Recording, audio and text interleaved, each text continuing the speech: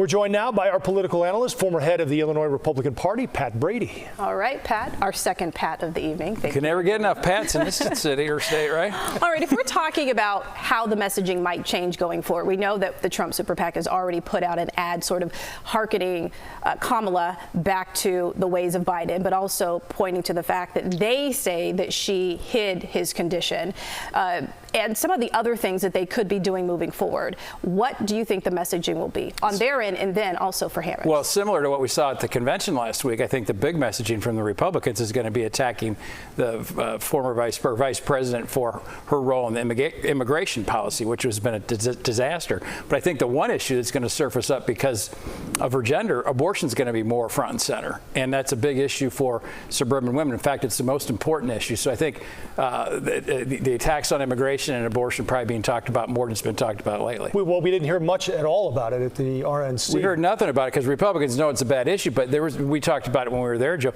There was no rebuttal from the Democrats during the RNC, which there normally is because they were trying to figure out the president was going to run again. Right. And we saw what happened in Kansas. A red state voted more pro-choice on that particular question. The number one issue for suburban women, which are the most important voting bloc in the country, the number one issue is abortion. All right, let's talk about this VP pick. Who do you think makes the most sense from an electability standpoint for Democrats? I think she needs to get someone that might be a little bit different than her. And I don't necessarily agree that J.D. Vance helps in the Midwest, even though he's from there. I like an Andy Beshear, a governor, a kind of a calm guy, a good-looking guy that can deliver a message. I think that kind of candidate's the best for her. But there's a lot to pick from. And I don't disagree with what Governor Quinn said.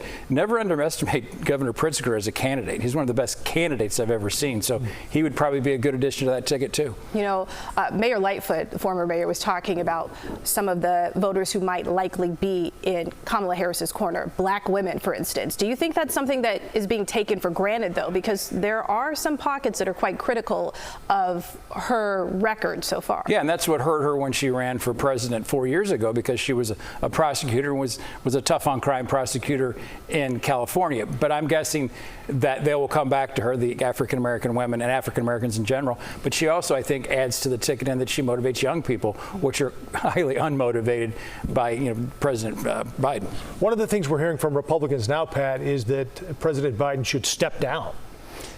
Yeah, I knew that was coming, and they're going to have to answer that. They're going to have to answer to why his condition was hidden. They've already started attacking the vice president on was she a co-conspirator and hiding the president's condition. I think those are legitimate questions that need to be asked and answered, but I'm not sure if it's going to be politically that much. Do you really want to give her Air Force? Do you really want, if you're a Republican, do you want to give her the presidency and Air Force One, which is the best political tool in the world to come flying in that big jet? So they're going to go through that process, but I'm not sure if it's helpful to Republicans. If you think back to when she was debating as a vice presidential candidate, compare that to what you think it's going to be for her, a past prosecutor, up against this former president. Well, she actually, if you looked at the numbers after the debate she had with Vice President Mike Pence, she actually won that debate pretty handily. She's an accomplished debater.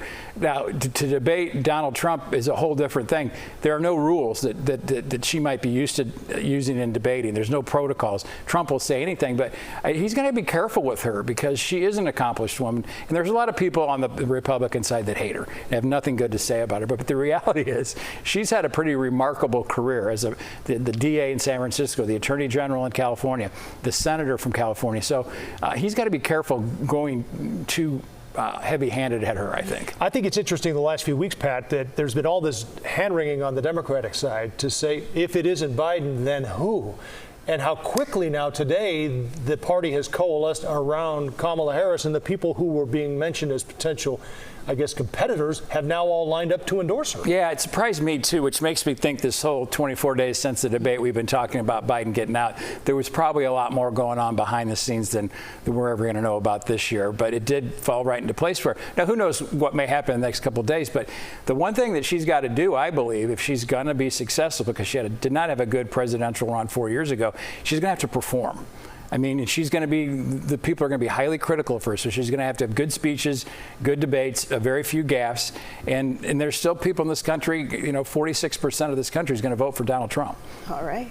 Pat, thank you so much. Good to see you again.